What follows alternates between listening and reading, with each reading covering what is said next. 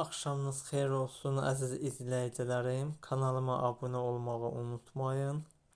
Demək ki, Gəncə şəhəri yeni istifadəyə verilmiş avtobuslar və bu avtobuslar ödəniş olunan kart. Kartın adı City Kart. Daxil oluruq City Kart.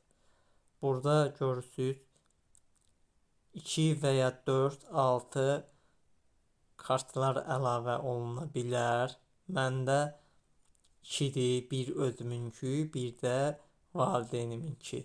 Demək bunun üçün kart əlavə et sözünə basırsan.